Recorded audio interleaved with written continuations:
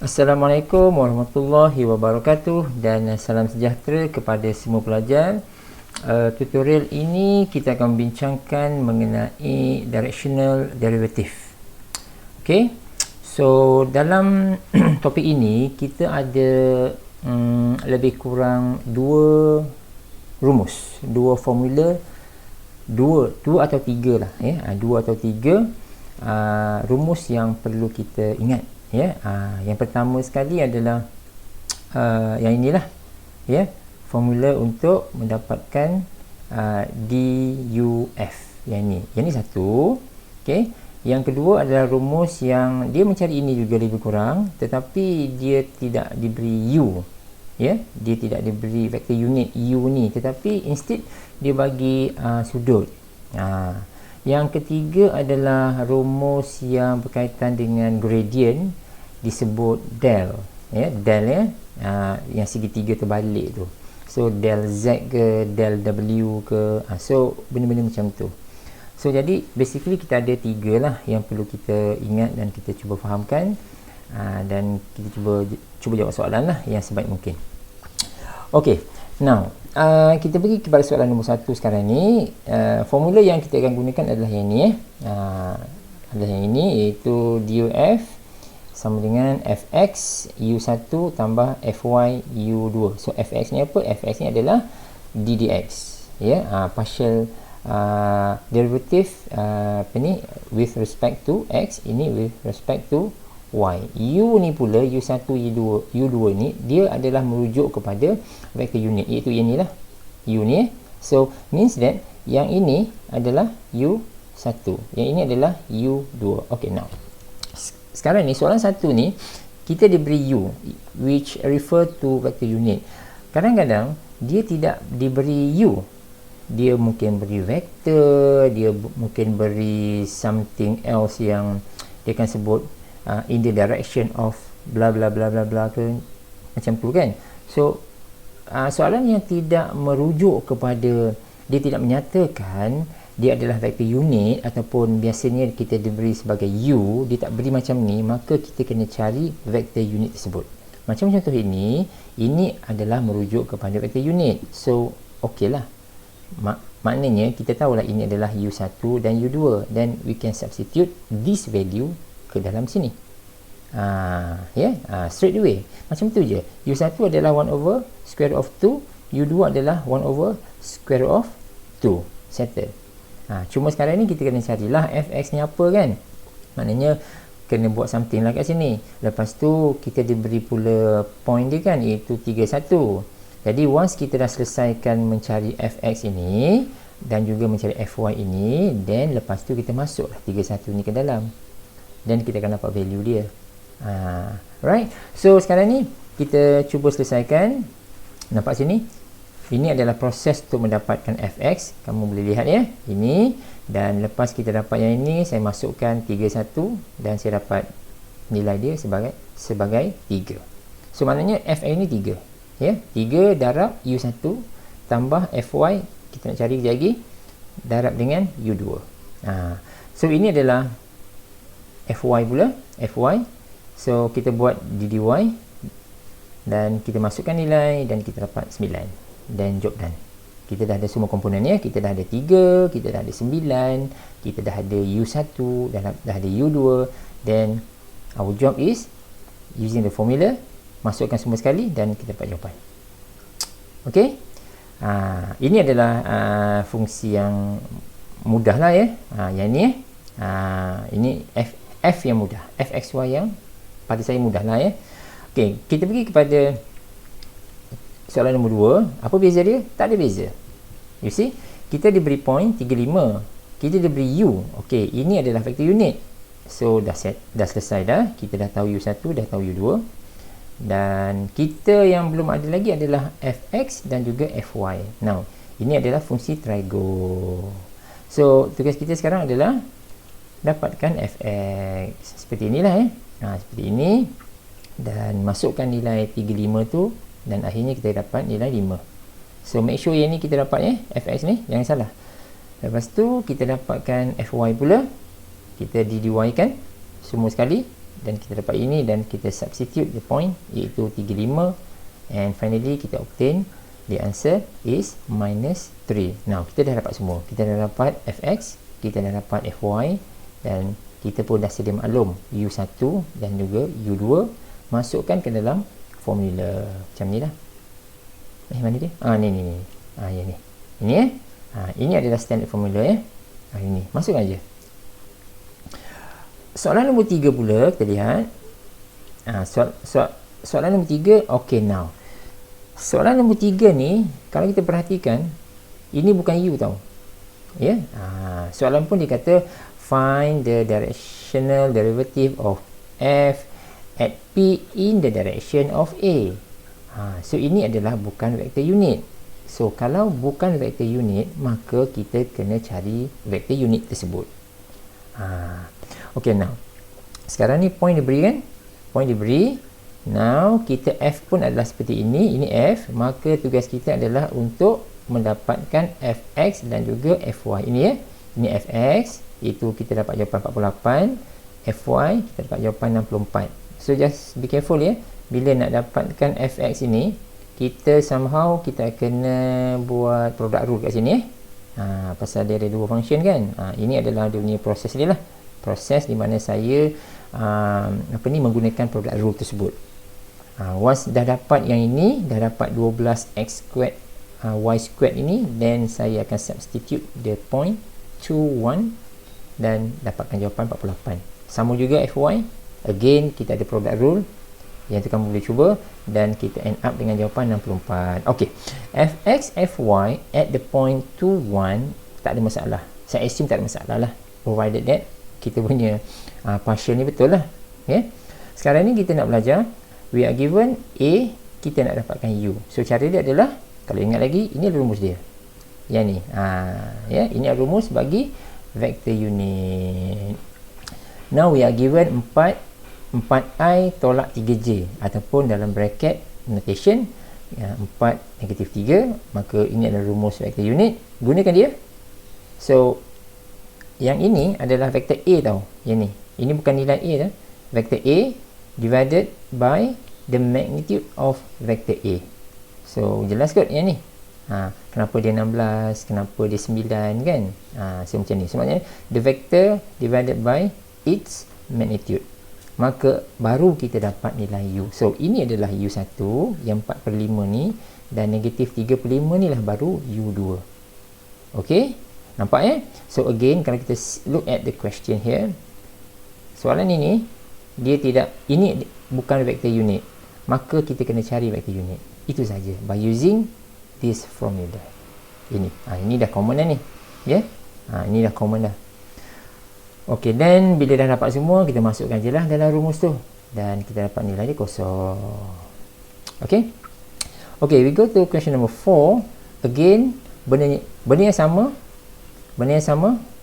Tengok soalan ni, in the direction of a, dia beri a, ini bukan vector unit, this is not u. So macam soalan nombor 3 tadi, kita perlu mencari u menggunakan rumus vector unit tadi tu. ok, jadi seperti biasa, kita perlu mencari fx. Again, tengok function ni, ini requirement dia adalah kita perlu gunakan product rule. Ini ddx, ini adalah ddy, and ini adalah ddy. Ddx kita buat, masukkan nilai dan dapat jawapan 16. fy pula iaitu ddy, selesaikan, saya terus bagikan jawapan dan masukkan nilai 14, maka kita dapat kosong. ok, fx fy dah dapat. Now the vector unit, kaedah seperti biasa macam contoh soalan yang sebelum ini, kita guna rumus ini ya, pelan-pelan kita buat, and finally kita dapat jawapan untuk vector unit. Ini adalah komponen i, ini adalah komponen j, u1 dan u2, macam itulah. Once kita dah dapat itu, maka kita masukkan ke dalam formula ini. ok guys, yang ni ok ya. So soalan nombor 5 pula. Ini soalan nombor 5 ni adalah more or less is the same dengan rumus tadi tu. Yang ni saya nak highlightkan yang ni sebenarnya. Nampak tak? Sekarang ni, kalau yang sebelum ni kita tidak melibatkan sudut, ya. Dan part ini yang cos theta ni, ini adalah U1, ini adalah U2 kan. So now bila dia melibatkan sudut, maka kita tukarkan U1 tu menjadi cos theta, U2 tu menjadi sin theta. Itu sahaja. Rumus tu tetap sama je. Okey. So jadi maknanya yang cos theta ni kita dah boleh terus dapat jawapan, iaitu cos pi per 3. Ini sin pi per 3, ya. Sin pi per 3 lah. Lepas tu yang ni pula cos pi per 3. So kena carilah nilai ni.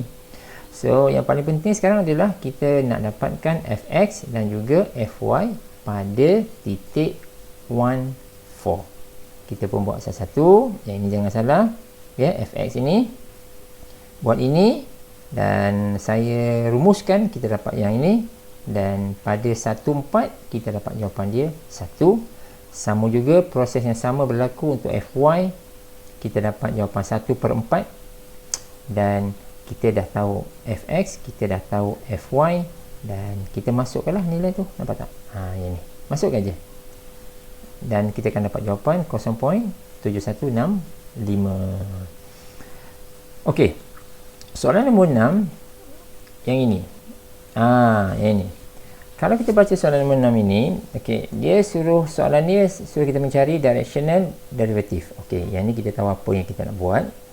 Okey, dan kita pun dah tahu rumus dia apa.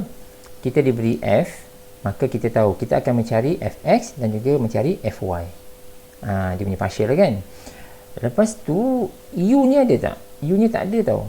U dia tak ada. Dia kata p in the direction of q. Inilah vektor dia. Tapi vektor ni bukan vektor unit. Jadi okey, kita buat dulu yang fx tu, ya. Fx ni kamu buat, ya. Ini saya tak tunjuk cara dia. Ini somehow kamu kena buatlah something lah, ya. Buat something kat sini. Dapatkan fx, dapatkan fy. Saya terus bagi jawapan. Fx adalah sekian, fy adalah yang ini, ya. Partial dia. Masukkan nilai 0.10 tu. Masukkan ni. Kita dapat 0. Masukkan q. Masukkan q pula. Masukkan 10 ke dalam fy. Kita dapat negatif 1. Okey. Saya assume kat sini dah selesai. Ya. Fx, fy kita dah selesai. Dan now kita cuba deal dengan this problem. Dia kata p in the direction of q. Ini adalah vektor dia. Tapi ini saya nak bagi tahu lagi. Ini bukan vektor unit.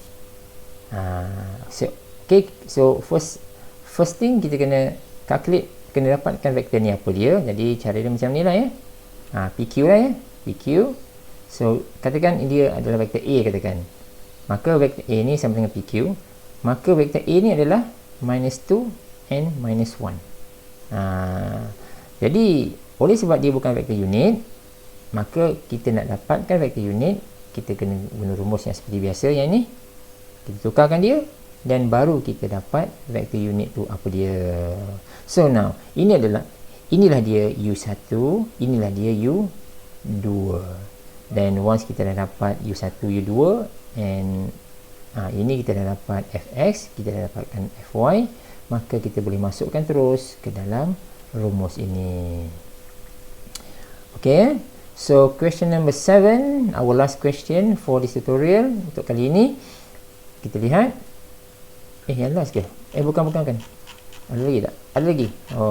Ada lagi. Okay, soalan nombor 7. Ya. Kita lihat. Find the directional derivative. Okay, kita dah tahu dah apa yang kita nak cari. Rumus pun dah tahu apa dia. Fungsi f tu diberi. Fungsi p pun telah pun diberi. In the direction of the negative y axis. Negative y axis. So, yang pentingnya yang ini. Ya. In the direction of the negative y axis. Jadi pertama sekali seperti biasa kita dapatkan fx. Ini kita berusaha lah untuk dapatkan ini, ya. Ini kena guna product rule lagi sekali. Ya, just be careful dekat sini.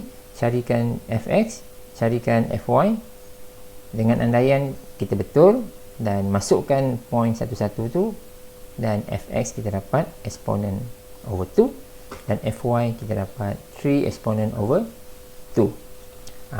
So now dia punya ni A dia, ini information yang kat bawah ni, ini still bukan vector unit. Jadi vektor apa tu? Vektor tu adalah vektor ini tau. Vektor ini. Ya, 0, negatif 1. Dia still bukan vektor unit. Cuma kebetulan apabila kita nak mendapatkan vektor unit, jawapan dia sama. 0, negatif 1. Okey? Tapi somehow kita kena cari juga apakah vektor unit tu. Ini perlu ditunjukkan. Ini coincident lah kot. Sebab dia sama. A dengan U kan sama kan. Ini U1, ini U2 kan. So kalau sama tak apalah. Tapi not always very lucky macam ni. Dalam case tertentu mungkin berlaku lah. Okey, jadi once kita dah dapat semua nilai, maka masukkan ke dalam rumus dan kita akan dapat jawapan sebagai berikut, yang warna colour pink ni lah. Okey, soalan nombor 8. Tengok sini. Find the directional derivative. Okey, kita diberi, ini XYZ. Okey, ada 3 pemberi ubah sini ya. XYZ at P in the direction from P to Q. Okey, sama juga macam tadi. Ya, sama dengan tadi. Maknanya we are not directly given the vector unit. Maksud dia vektor P kepada Q ni kena cari dululah. Macam soalan tadi kan, soalan nombor 6 ke soalan nombor 5 tadi. Maknanya P dengan P ke Q ni, vektor PQ ni kena cari dulu. Katakan itu adalah vektor A katakan, dan baru kita guna rumus vektor unit tu kita tukarkan dia.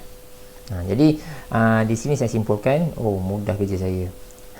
Dapat minus 1, 1 negatif 1, ya, ini turun cari ya. Dapatkan fx, dapatkan fy, dapatkan fz secara berhati-hati. Mohon kira kat sini. Dan baru masukkan nilai ni. Masukkan nilai, kita akan dapat jawapan berikut. Dan untuk deal with this issue, P to Q sama macam tadi. Ya, A adalah vektor PQ.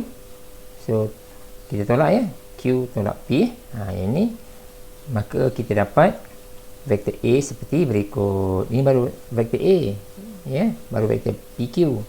So sekarang ni kita nak cari vektor U. Guna rumus ini dan finally kita dapat jawapan ini. So now kita dah ada complete set, iaitu kita dah ada fx, dah ada fy, dah ada fz, as well as the u value, u1, u2, u3. Jadi kita guna rumus tadi tu. Cuma rumus tadi tu dia ada fx, fy saja kan. So kalau dia ada xyz, tambah satu lagi lah. Tambah satu lagi. And du df kita dapat yang ini. Okey, dia punya direction derivative. Okey, soalan nombor 9. Banyak soalan ni.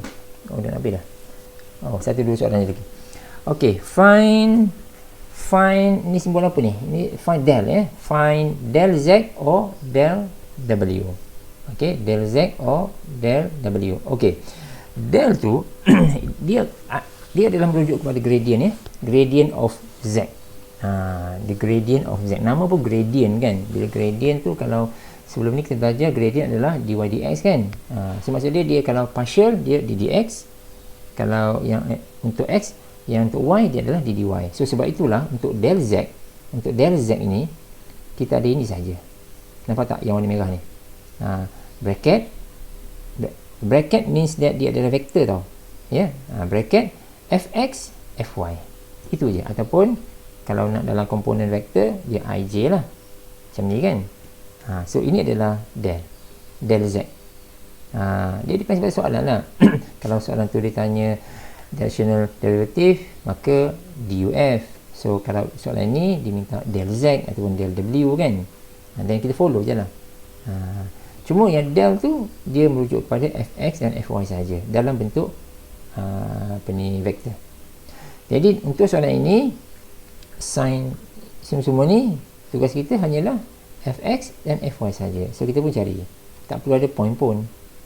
So ini adalah fx, ya, ini adalah fy. So kamu lihat ya, fx ini adalah fy, dan kita guna rumus ini. Jangan tinggalkan macam ni. Ini maksud dia kena masukkan lah. Ini fx ni kena masukkan. Maksud dia yang ini masukkan ke dalam sini. Yang ini pula fy masukkan ke dalam sini. Pasal panjang saya tak nak buat lah, tapi saya nak beritahu perlu masukkan ke dalam sini. Okey, soalan yang terakhir, find del w. del W yang ni jadi kita pun cari apakah fx, yang ni mudah je lah apakah fy, apakah fz. Ya, fz 12, z kuasa 11. Jadi once dah dapat, maka del z adalah dalam komponen ini, xyz ni, dalam bentuk vektor ni. So ini adalah jawapan dia. Okey, ada ini just nak terangkan last sekali ya. So remember that kita perhatikan apa ni, yang ini del duf ini kita tulis sebagai del f dot product u. Ini ya, ini kalau kita tengok merujuk kepada yang apa ni, cara macam mana kita nak takrifkan directional derivative ni, dia start dengan benda-benda macam ni lah ya. So cuma saya nak terang je lah ya. So sekarang ni del f dot, ni dot ya, dot product ya, u. Jadi kita akan dapat fx, fy dot ini, dan nampak tak? So maknanya kita, kalau kita pusing-pusing ke kiri ke kanan ke, sebenarnya kita akan dapat benda yang sama. Dan eventually kalau kita lihat nota ni, buku ni ke dan sebagainya, kamu akan lihat kita ada sampai beberapa approach tau. Mungkin ada, kita akan jumpa beberapa rumus yang mungkin tak sama dengan apa yang saya terangkan. Macam ni kan, macam ni sama, macam ni okey, macam ni ya, macam mana yang mula-mula tadi tu, rumus yang mula kan macam ni kan, yang ni kan, yang ni kan. So ini saya memudahkan kita semua. Kalau rujuk pada buku, dia ada cara lain, dia mungkin ada cara lain, tetapi cara tu sebenarnya merujuk kepada yang ini juga. So kita tak nak ambil yang susah, kita ambil yang mudah, mudah kita lihat, mudah kita faham. Okay guys, so setakat ini dulu video kita akan jumpa pada video yang akan datang.